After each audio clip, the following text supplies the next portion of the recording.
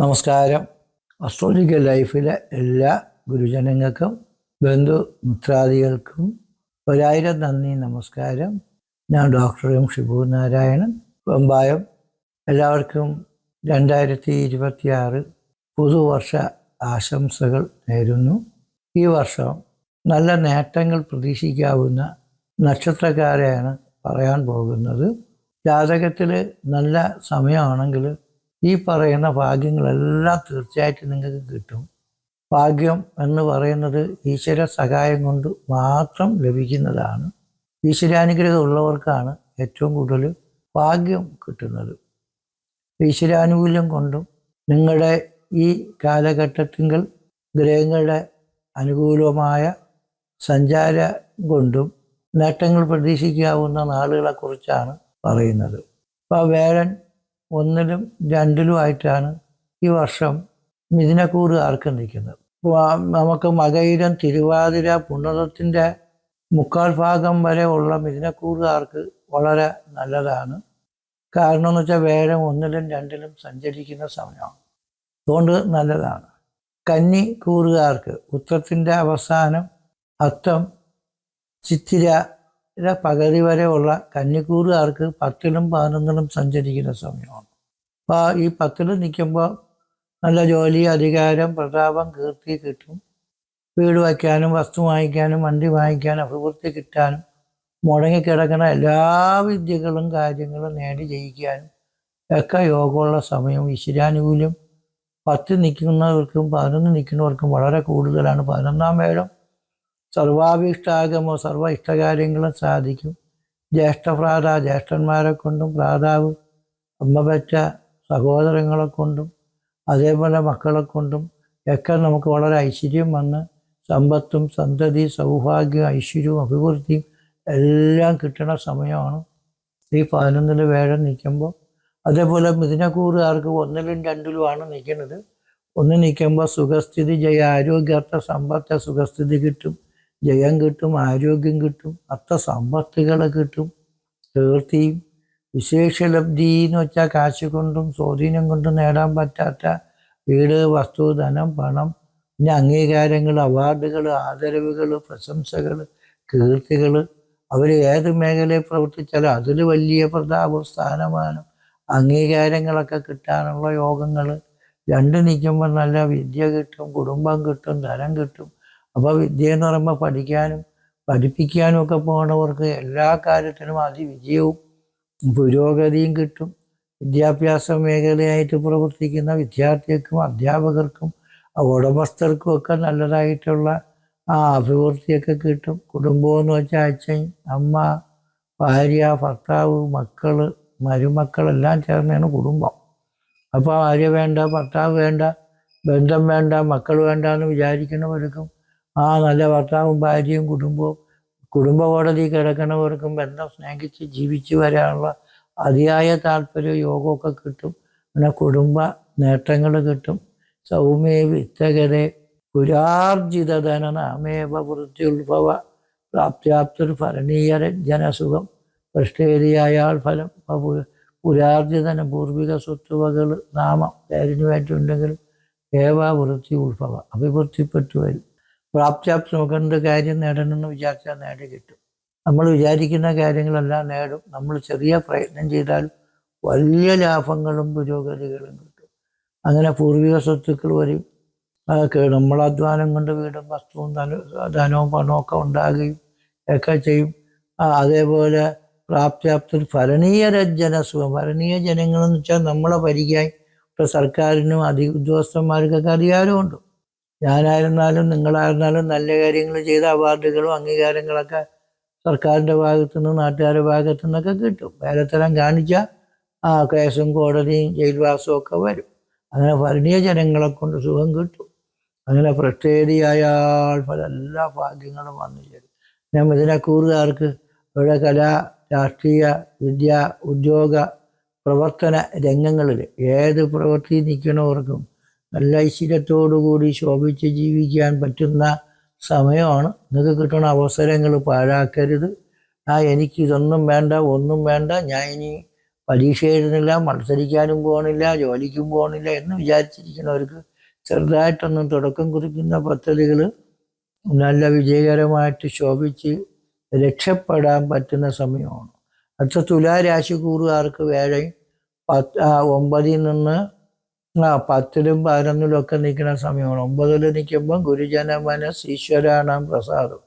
ഗുരുക്കന്മാര് ഈശ്വരന്മാര് എല്ലാവരും പ്രസാദിക്കാതെ അമ്പലത്തിലും പോയി തൊഴുതാലും വീട്ടിലിരുന്ന് ജപിച്ചാലും ഈശ്വരന്റെ അനുഗ്രഹം കിട്ടും. അമ്പലമൊക്കെ പുനരുദ്ധരിക്കാനുള്ള യോഗമൊക്കെ നിങ്ങൾക്കുണ്ട്. വെറുതെ ഭാഗ്യസ്ഥധർമ്മസ്യ ഭാഗ്യവും ധർമ്മവും ഒക്കെ അഭിവൃദ്ധിപ്പെട്ടു വരും. ശുഭ തപസ്, എന്ത് കാര്യം നേടണമെന്ന് നിങ്ങൾ വിചാരിച്ചാൽ തപസ്സാണ്. നമ്മൾ വിചാരിക്കുന്ന കാര്യം നേടി ജയിക്കും. പൗത്ര സൗഖ്യം, പുത്രന്റെ പുത്രം പൗത്രൻ, നമുക്കും പിള്ളേർക്കും പിള്ളേർക്കും ഒക്കെ നല്ല ഐശ്വര്യം കിട്ടും. 10 വരുമ്പോഴത്തേക്ക് നല്ല അധികാരം, ജോലി, സ്ഥാനമാനങ്ങളൊക്കെ കിട്ടും. അങ്ങനെ ജോലിയും പൈസയൊക്കെ കിട്ടും. ചെറിയ ഒരു ബിസിനസ് തുടങ്ങിയാലും അതൊരു വലിയ സൂപ്പർ മാർക്കറ്റായിട്ട് പരിണമിച്ച് ചെറിയ പ്രവൃത്തികൾ കൊണ്ട് വലിയ നേട്ടങ്ങളും പ്രശംസകളും അനുമോദനങ്ങളൊക്കെ കിട്ടും. അതിൻ്റെ 8 കൊല്ലം 11ൽ വരുന്നതും വളരെ നല്ലതാണ്. തുലാക്കൂറുകാർക്ക് ഈ വർഷം വളരെ നേട്ടങ്ങളും അഭിവൃദ്ധികളും ഐശ്വര്യങ്ങളും കിട്ടും. അടുത്തത് നമുക്ക് മീനക്കൂറുകാർക്ക് ഏഴരാണ്ട് ശനി നിൽക്കുമ്പോൾ കുഴപ്പമാണെങ്കിലും വേഴൻ 4ലും 5ലൊക്കെ നിൽക്കുമ്പോൾ നമുക്ക് മാത്രമല്ല പിള്ളേർക്കും കുടുംബത്തിനും വസ്തുവിനും ധനത്തിനും ഒക്കെ അഭിവൃദ്ധി കിട്ടും. തടസ്സങ്ങൾ ഒരുപാടുള്ളതിന് പരിഹാരം ചെയ്തോളണം. പക്ഷേ ഈ വേഴനെന്ന് പറയുന്ന 4 നിൽക്കുമ്പോൾ ക്ഷേത്രം, സുഖം, വാഹനം, ആസനം, വീട്, വസ്തു, സുഖം, വാഹനം. 5 വരുമ്പോഴത്തേക്കിനൊക്കെ പ്രതാപം, കീർത്തി, സ്ഥാനമാന, അംഗീകാരം, സർക്കാർ, കോടതിയിൽ നിന്നൊക്കെ വൻപിച്ച വിജയങ്ങളും സഹായങ്ങളും ഒക്കെ കിട്ടുന്ന സമയമാണ്. അതുകൊണ്ട് എന്ത് കാര്യത്തിനും നമ്മൾ പ്രവർത്തിച്ചാലും നമുക്ക് വലിയ നേട്ടങ്ങളും അഭിവൃദ്ധികളും ഒക്കെ കിട്ടും. കാരണം ഈ വേടനെന്ന് പറയുന്ന ഗ്രഹം സർവേശ്വരാണാം ഗുരു എന്നാണ്. സർവ ഈശ്വര ചൈതന്യമുള്ള ഗ്രഹമാണ്. അപ്പോൾ വേഴത്തിൻ്റെ അനുഗ്രഹം ഉണ്ടെങ്കിൽ മറ്റു ജാതകത്തിൽ ഏതൊക്കെ ഗ്രഹങ്ങൾ പിഴച്ചു നിന്നാലും ആ ഗ്രഹപ്പഴ വേഴത്തിന് മാറ്റിയെടുക്കാൻ പറ്റും. കാരണം ലക്ഷം ദോഷം ഗുരുർ ഹന്തിയിലാണ്. ലക്ഷം ദോഷം ഉണ്ടെങ്കിലും ഗുരു വേഴത്തിന് മാത്രമേ ദോഷങ്ങളെ മാറ്റാൻ പറ്റൂ. മാന്തി ദോഷം ഗുരുർ ഹന്തി. മാന്തി ദോഷം എന്ന് വെച്ചാൽ ഗുളിയൻ്റെ ദോഷവും നമുക്ക് മാറ്റണമെങ്കിൽ അത് വേഴം വിചാരിച്ചാലേ പറ്റൂ. അതുപോലെ എല്ലാത്തിൻ്റെ ആധികാരികത ഈശ്വരാനുഗ്രഹമാണ്. ഈശ്വരൻ്റെ അനുഗ്രഹം തെളിഞ്ഞു നിൽക്കുന്ന സമയത്ത് നമുക്ക് എല്ലാവിധ ഭാഗ്യങ്ങളും അഭിവൃദ്ധികളും കിട്ടും. ഈശ്വരാനുഗ്രഹം ഉള്ള കാലഘട്ടമാണ് ഈ രാശിക്കൂറുകാർക്ക്.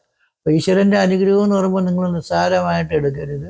ഏതൊരു വ്യക്തിയുടെയും അറിവും കഴിവും മുരടിച്ചിരുന്നാലും ഈ സമയത്ത് ഈശ്വരൻ്റെ ഒരു സാധാരണ കറങ്ങാതിരിക്കുന്ന ഒരു ഫാന് കറണ്ട് വരുമ്പോൾ അത് ഓട്ടോമാറ്റിക്കലി കറങ്ങുന്നത് പോലെയാണ് ശരിക്കും ഒരു നിർജീവമായിരിക്കുന്ന പ്രവർത്തന രംഗങ്ങളിലിരിക്കുന്ന ആൾക്കാർക്ക് പോലും ഈശ്വരൻ്റെ അനുഗ്രഹം വരുമ്പോൾ അവസരങ്ങൾ കിട്ടുകയും കാര്യവിജയങ്ങളുണ്ടാകുകയും മനസ്സിനും ശരീരത്തിനും സുഖം കിട്ടുകയും ആരോഗ്യവും തേജസ്സും ഒക്കെ വർദ്ധിക്കുകയും ഒക്കെ ഈ വേഴത്തിൻ്റെ അനുഗ്രഹം കൊണ്ട് ബുദ്ധിയും പുത്രരും സ്നേഹദേഹം അർത്ഥം ഗുരുത്വവും സുഖവും മന്ത്രം മന്ത്രത്വം നയവും വസയും ഗുരുവെന്നാണ്.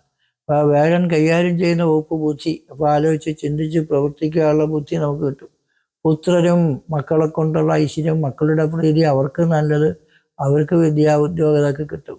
സ്നേഹം, എല്ലാവരും നമ്മളെ ഇങ്ങോട്ട് സ്നേഹിക്കും. നമുക്ക് വിരോധമാണെങ്കിലും നമ്മൾക്ക് ഒരു ശത്രു ഉള്ളത് മാറി സ്നേഹവും ബഹുമാനവും കൂടുമ്പോൾ നമ്മളെ വാശിയും വിരോധവും കൂടെ മാറി അവരെ സ്നേഹിക്കാനും സഹായിക്കാനുമുള്ള മനസ്സുണ്ടാകും. സ്നേഹം കൂടും. ദേഹം അർത്ഥം ഗുരുത്വം. ദേഹം ശരീരം തന്നെയാണ്. നമുക്ക് ആഹാരം കഴിച്ചിട്ടും ശരീരത്തിന് രോഗം കൊണ്ട് ഔഷധവും ചികിത്സയൊക്കെ കൊണ്ട് നമ്മൾ തളർന്നു പോയ ഒരു മനുഷ്യനാണെങ്കിലും നമുക്ക് ആരോഗ്യം വീണ്ടെടുക്കാനോ അതേപോലെ സൗന്ദര്യം, ആരോഗ്യം, ബുദ്ധി, ശക്തി ഇതൊക്കെ കിട്ടി ആരോഗ്യവും സൗന്ദര്യവും ബുദ്ധിയും ശക്തിയൊക്കെ വർദ്ധിക്കുമെന്നാണ് വേഴഗ്രഹം നല്ല രീതിയിൽ സഞ്ചരിക്കുമ്പോൾ. അതേപോലെ വിദ്യകൾ പഠിച്ചും പഠിപ്പിച്ചും പ്രവർത്തിച്ചും ധനലാഭം ഉണ്ടാകുമെന്നാണ് വേഴഗ്രഹം അനുകൂലിച്ചിരിക്കുമ്പോൾ. അങ്ങനെ ദേഹം അർത്ഥം ഗുരുത്വം മാതാപിതാ ഗുരു ദൈവം ഇവരുടെയൊക്കെ പ്രീതി കിട്ടുമെന്നാണ്. നമ്മുടെ ആശ്രമത്തിപ്പാൽ അമ്പലത്തിപ്പാൽ അവിടുന്ന് ഭഗവാനെ കണ്ട് തൊഴുവാൻ, അല്ലെങ്കിൽ അവിടുത്തെ സ്വാമിയെ കണ്ട് ഒരു അനുഗ്രഹം വാങ്ങിക്കുക. അല്ലെങ്കിൽ അവിടെ ചെന്നപ്പോൾ അവിടെ നിന്നും അമ്പലത്തിൽ നിന്നും ആശ്രമത്തിൽ നിന്നും ഒന്നും കിട്ടിയില്ലെങ്കിൽ അവിടെ ഒരു നല്ലൊരാളിനെ കാണാൻ പറ്റി, പരിചയപ്പെടാൻ പറ്റി. പുള്ളി നല്ല രീതിയിൽ എല്ലാവരെയും സ്നേഹിക്കുകയും സഹായിക്കുകയും ചെയ്ത ഒരാളായതുകൊണ്ട് നമുക്കും നല്ല കാര്യങ്ങൾ കിട്ടി എന്ന് നമുക്ക് സന്തോഷിക്കാനും, അങ്ങനെ നമ്മളെ മാർഗങ്ങളും പോകുന്ന പ്രവർത്തനങ്ങളും ലക്ഷ്യസ്ഥാനത്തെത്തി പലവരെ കൊണ്ടും നമ്മളെ ചെറിയ ഒരു പ്രയത്നം കൊണ്ടും സന്തോഷജനകമായ ഭാഗ്യ അഭിവൃദ്ധികൾ നമ്മളെ തേടിയെത്തുന്ന സമയമാണ്. അപ്പം അതുകൊണ്ട് നിങ്ങൾ ചെറിയ ഒരു വർഷം കൊണ്ടും നമുക്ക് കോടീശ്വരന്മാരാവാൻ എല്ലാവർക്കും പറ്റൂല. ഒരു ദിവസം കൊണ്ട് കോടികൾ ഉണ്ടാക്കണവരുണ്ട്, അത് വേറെ കേസ്. പക്ഷെ എങ്കിലും നമുക്ക് ജീവിതത്തിൽ ആഗ്രഹിച്ച കുറേ കാര്യങ്ങൾ നേടി ജയിക്കാനും ഈശ്വരൻ്റെ അനുഗ്രഹം കൊണ്ട് തന്നെയാണ് എനിക്ക് ഈ ഭാഗ്യങ്ങളൊക്കെ കിട്ടിയെന്ന് ആശ്വസിക്കാനും പറ്റുന്ന ഘട്ടമാണ്. അപ്പോൾ എല്ലാവർക്കും ഈ വർഷം നല്ലത് വരുന്നതിന് വേണ്ടി പ്രാർത്ഥിക്കുന്നു. കാലഭൈരവ സ്വാമി ക്ഷേത്രത്തിൽ എല്ലാ അമാവാസി തോറും രാവിലെ ഗണപതി പൂജ, 10 മണിക്ക് മൃത്യുഞ്ജയ ഹോമം, പിതൃക്ക് ബലി, തിരുഹോമം, 4 മണിക്ക് യമരാജ പൂജ, സർപ്പപൂജ, ഊട്ടുപാട്ട്, സർപ്പത്തിന് പ്രത്യേക ആചാരങ്ങൾ, 5 മണിക്ക് ഭദ്രകാളി പൂജ, 6 മണി തൊട്ട് 7 മണി വരെ പാല്, തൈര്, വെണ്ണ, കളഭം, കുങ്കുമം, വാഗം, കരുക്, തേന് മുതലായിരിക്കുന്ന വിശിഷ്ട ദ്രവ്യങ്ങളെ കൊണ്ടുള്ള അഭിഷേകാദികൾ. ഈ അഭിഷേകാദികൾ നടത്താൻ താല്പര്യമുള്ള ഭക്തജനങ്ങൾ വാട്സപ്പിൽ മെസ്സേജുകൾ അയക്കുക. പൂജയും വഴിപാടും ഒക്കെ ചെയ്യുന്നതിന് താല്പര്യമുള്ളൂ. പിന്നെ ജാതകവും കൂടെ നമുക്ക് പരിശോധിക്കേണ്ടതായിട്ടുണ്ട്. അപ്പോൾ ജാതകത്തിൽ നല്ല സമയമാണെങ്കിൽ നിങ്ങൾക്ക് ഒരു പേടിയും വേണ്ട. പക്ഷേ ജാതകത്തിൽ ചിലവർ ജീവിതകാലം മൊത്തവും കിടന്ന് നരയിക്കുന്നവരുണ്ട്. കാരണം ജ്യോത്സ്യന്മാർ പോലും കിടന്ന് നരയിക്കുന്നവരുണ്ട്. അതേപോലെ ഡോക്ടർമാരായിരുന്നാലും എഞ്ചിനീയർമാരായിരുന്നാലും വക്കീലന്മാരായിരുന്നാലും അവർക്ക് വലിയ കഴിവുകളുണ്ടായിട്ടും ഭാഗ്യം കിട്ടാത്ത ധാരാളം ആൾക്കാരുണ്ട്. അവർക്കൊക്കെ ഈ സമയത്ത് അവരുടെ പ്രാർത്ഥന, പ്രവൃത്തി, ജപം, ഭഗവാന്റെ ഭാഗത്ത് വന്നുള്ള കഴിയും വിധത്തിലുള്ള അർച്ചന, ദർശന പരിപാടികൾ ഇതൊക്കെ ചെയ്യുമ്പോൾ ഹീറായിട്ടിരിക്കുന്ന ആൾ ഹീറാവാനും, ഹീറായിട്ടിരിക്കുന്ന മനുഷ്യൻ സ്റ്റാറാവാനും, സ്റ്റാറായിട്ടിരിക്കുന്ന ഒരാളിന് സൂപ്പർ സ്റ്റാർ ആവാനും തീർച്ചയായിട്ടും പറ്റുന്ന ഘട്ടമാണ്. നിങ്ങൾക്ക് നല്ലത് വരട്ടെ എന്ന് പ്രാർത്ഥിച്ചുകൊണ്ട് നിർത്തുന്നു. നന്ദി, നമസ്കാരം.